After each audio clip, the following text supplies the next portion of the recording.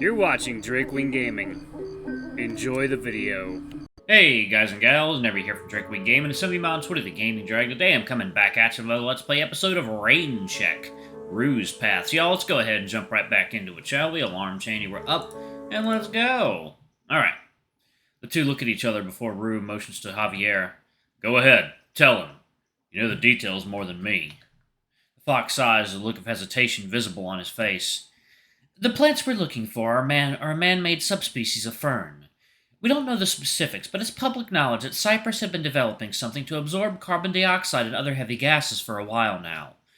We suspect they're utilizing these ferns for their research, but not for the reasons they claim.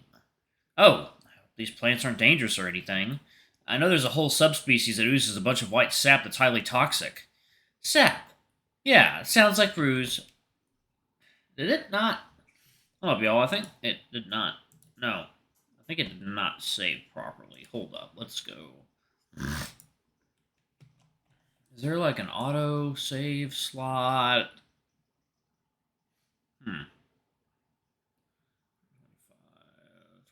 Oh. Oh, right here. Okay, there we go. Let me see what year that was. 2026? Yeah, 214. Okay, that's the one. Alright. Rue takes the lead, and I follow, consciously avoiding any lingering glances into the open rooms. Eventually make a turn and spot Javier waiting impatiently outside a room down the hallway. About time. He knocks on the door and lets himself in as we approach. Rue enters, leaving me standing in the corridor, second-guessing my decision to go inside. Maybe waiting in the car would have been a better choice. The door opens again, with Rue's head peeking out. There's a moment of hesitation as he beckons me in. Fuck it. Another one! My attention is immediately drawn to the terrified Boar in the bed, his eyes locking onto mine. Rue and Javier stand on either side of him. I avert my gaze and quickly find a place to sit. Well, who are you people? Please, don't hurt me! Could you stop yelling and listen? We're not here to hurt you. We just have some questions. Rue, you say something. This guy looks more afraid of you than me. Iridescent power plant sound familiar? We found you unconscious there. Well, not me, but him. The wolf turns towards me and gestures in my direction. I manage to muster an awkward nod in response to the anxious man's fearful gaze. Hi. You guys saved me? Yes, we did. And now that... The boar suddenly buries his face into a pillow and begins to sob uncontrollably. Thank you so much! What? What? Please, it's fine. What the fuck? His voice is so muffled, I'm not sure what he's even saying. Coffee time. I did the unthinkable and I blended two roasts together. And the flavor is outstanding. Did he just blow his nose into the pillow? Maybe he just needs a minute. The boar wipes his face dry and attempts to sit up on the bed. Ow, ow, ow! Don't move. You need to rest. Huh. Something's off. Wasn't he severely beaten? How does he have this much mobility? Now, why don't we get formalities out of the way? How should we address you? Monty, with an I. Well, Monty, with an I, would you like to explain what happened to you? Who attacked you? I don't know. Do you remember why you were at the power plant? I don't know. It's all kind of a blur, you know? Blurry and dizzy. Oof. There's a brief pause, but when no one speaks, I rise from my seat and approach the others, hoping to help. Alright. What about before the incident? Do you remember anything before that? Of course, I went to work yesterday. And what happened after work? I don't remember. It's all so hazy. Feels like he's hiding something. I kind of remember being there with someone. Maybe? Huh. Was I? You think? Where? With who? Oh, I remember now. You guys won't, like, hurt me, right? We wouldn't have waited until now to hurt you. Oh, 2 days ago, when I was leaving for work, I was, attacked. Monty's voice is soft and quivering as he speaks, his demeanor clearly disturbed. Go on. I was in the parking lot when someone came up to me crying for help. Honestly, I don't know if they were, like, crying for help or crying from pain. Then, like, out of nowhere, they whipped out this gun thingy at me. Crazy, right? Holy shit. That's what I said, too. I didn't know what to do. So I just kind of floored it. His voice fades, eyes growing dull and glazed. I think I ran him over. Huh. Is that all? Were they a short, mangy-looking cat? They were tall, kind of skinny, maybe a lion. It was dark, but their paws had these bandage thingies when they showed the gun. Where do you work, Monty? At a bank, but I'm just a janitor.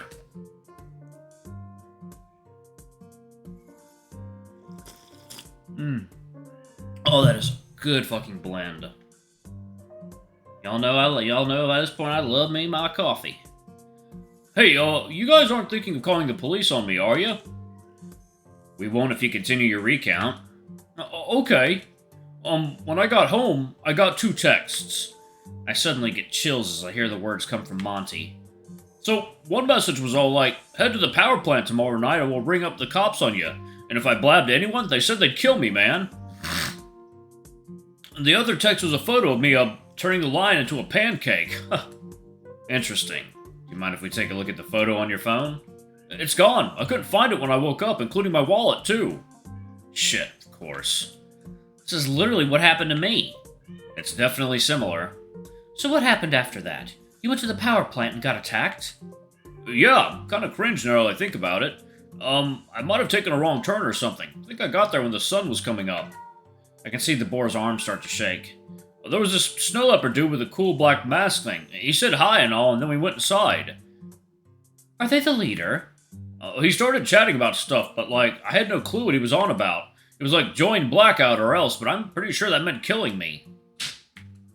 Is this what Rue and Javier were talking about?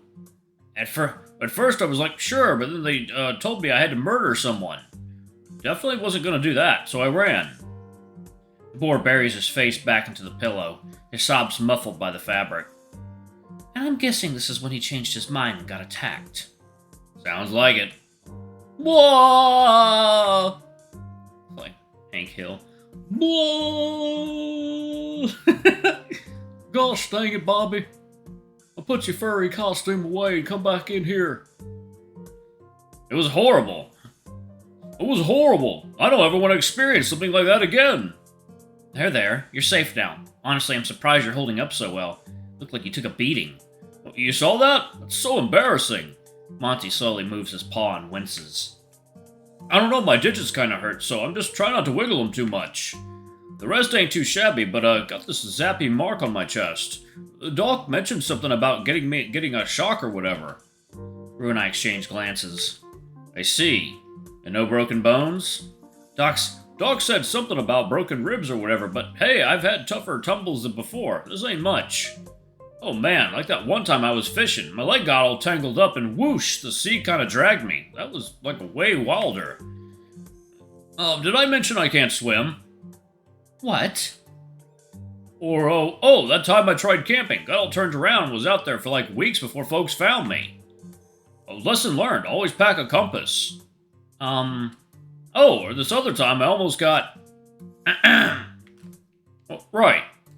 There you go. Water time. Hey guys and gals, and we are back. Let's jump back in, shall we? Okay. Seriously, it's kind of wild. Not sure how I'm still alive. You're telling us. You know, I kind of thought I was a goner. Everything went all black and white back at the power plant, you know? I have a heart condition. Car door empathy. You mean cardiomyopathy? Car door empathy. Yeah, that's the one. Rue points to the monitor next to Monty's bed. His heart rate looks pretty normal, although I'm not sure what abnormal would be. No wonder your EKG looks off. Truly a miracle. The door slides open and a slender meerkat holding a cupboard walks in, but she comes to a halt upon seeing us. I notice you have guests. I can come back in later to discuss your blood work results. No need. I think we're just about done here. Javier, your card. The fox searches through his coat and then neatly sets a business card down on the bedside table. Name's Rue. Call see if you remember anything else. Get some rest. Monty nods in acknowledgement, fear still flickering in his eyes. He reminds me of myself. As we leave the hospital, there's a heavy silence as I try to process the Boar's recount. It doesn't help that I keep noticing Javier sneaking peeks at me through the rear view as he drives. You know, about what Monty said, he mentioned blackout and also described a really similar situation to what happened to me. The fox chuckles and I catch a smirk through the mirror. Suddenly you're 10 times more important. Looks like waking up early today paid off, all thanks to Theodore, of course. Yeah, 3 cheers for the tiger, I guess. In any case, it looks like we have some work cut out for us. We'll need to figure out how to proceed with tonight's investigation. We might be able to kill 2 birds with 1 stone. But that means we'll need to prepare for another stakeout. My shoulder is still sore. Speaking of which, Theodore, how's your leg? Bruised, but I'm managing. Go back and rest until tonight. You've had quite a day already. We'll pick you up later. Thank God, I can finally rest. Sure thing. I let a sigh and look out the window. The rain stopped, but those clouds still look kind of moody. Man, I guess I'm deep in this mess now. I wonder what all this means. We're here. Thanks, guys. Wait, before you go, you said you wanted to be more useful, right? Yeah? Javier turns around from his seat and hands me a small device similar to the one I used earlier. This is for me? And here I thought you didn't trust him. What are you giving him a segmenter for? I just don't want him to slow us down. He eyes Rue defeatedly before returning his gaze on me. Anyway, like Rue said, it's a segmenter. It's not exactly the one you used earlier, but they all perform similar tasks. You ever used one of these before, like for science class or something? No, never. I don't think my school had funding for this kind of stuff. Okay, well, if you want to be useful, you should learn how to use this. Let me park first, and I'll give you a demonstration inside. Let's make this quick. The duo swiftly walks towards the entrance, and I follow, despite my injury slowing me down. Alright, I'm going to go ahead and pause it right there. Thank you all so much for watching. Don't forget to like, comment, subscribe, ring that notification bell, and check out our Patreon or YouTube memberships if you can. It always helps. Anyway, I love you all, and I'll see y'all in the next video. Bye-bye!